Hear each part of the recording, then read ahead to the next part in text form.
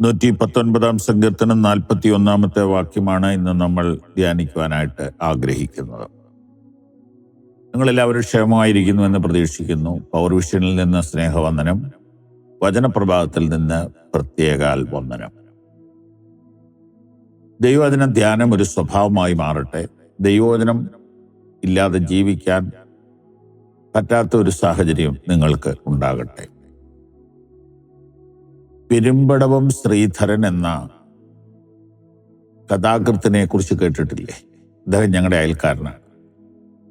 അദ്ദേഹം കഴിഞ്ഞ ദിവസം പറഞ്ഞിരിക്കുന്ന ഒരു വാചകവും ഞാൻ ഇതുപോലെ എവിടെയോ വായിക്കുകയോ കാണുകയോ ചെയ്തു. ഇതാണ്: എനിക്ക് ക്രിസ്തുവിനെ കൂടാതെ ജീവിക്കാൻ കഴിയില്ല, എനിക്ക് ബൈബിൾ ഇല്ലാതെ എഴുതാൻ കഴിയില്ല.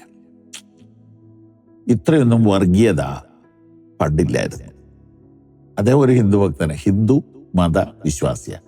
പക്ഷെ അദ്ദേഹം ഒട്ടും ഭയം കൂടാതെ പറയുകയാണ്, ക്രിസ്തുവിനെ കൂടാതെ എനിക്ക് ജീവിക്കാൻ കഴിയില്ല, ബൈബിൾ ഇല്ലാതെ എനിക്ക് എഴുതാൻ കഴിയില്ല.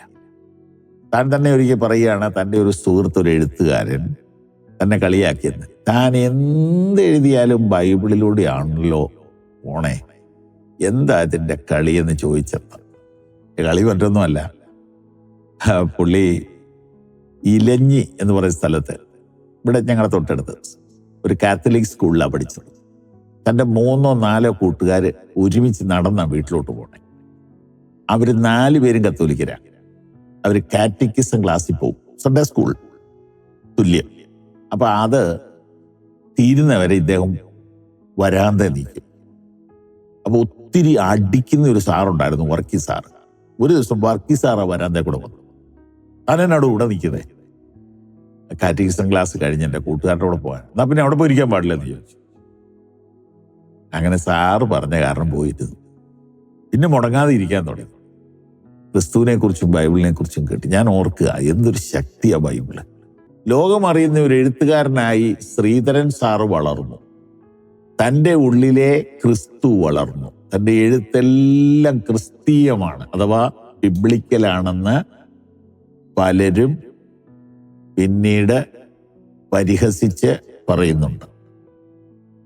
അതുകൊണ്ട് വേദപുസ്തക ധ്യാനം നിങ്ങൾ നിർത്തരുത്.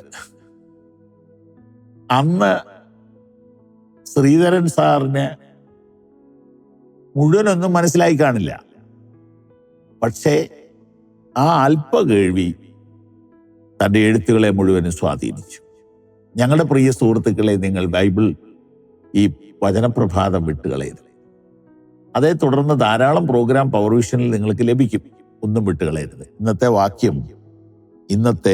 വാക്യം യഹോവേ, നിന്റെ വചനപ്രകാരം നിന്റെ ദയയും നിന്റെ രക്ഷയും എങ്കലേക്ക് വരുമാറാകട്ടെ.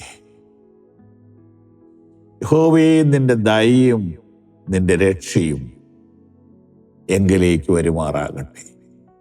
നിന്റെ വചനപ്രകാരം നിന്റെ ദയയും നിന്റെ രക്ഷയും എങ്കലേക്ക് വരുമാറാകട്ടെ. ദൈവവചനം കൂടാതെ ദൈവത്തിന് വരാൻ പറ്റും. ദൈവവചനത്തിലൂടെയാണ് ദൈവം നമ്മുടെ ഉള്ളിലേക്ക് വരുന്നത്. ദൈവവചനത്തിലൂടെ ദൈവത്തിൻ്റെ സ്നേഹവും രക്ഷയും കരുണയും നമ്മുടെ ഉള്ളിലേക്ക് വരും. അങ്ങനെ ദൈവത്തിൻ്റെ സ്നേഹത്തിനായിട്ടും കരുണയ്ക്കായിട്ടും രക്ഷയ്ക്കായിട്ടും നമ്മുടെ ഹൃദയത്തെ നമുക്ക് തുറക്കാം. ദൈവം നിങ്ങളെ അനുഗ്രഹിക്കട്ടെ. ഈ സന്ദേശങ്ങൾ നിങ്ങൾക്ക് തുടർച്ചയായി ലഭിക്കുവാൻ പവർ വിഷൻ ടിവിയുടെ സാമൂഹിക മാധ്യമങ്ങൾ സന്ദർശിക്കുക.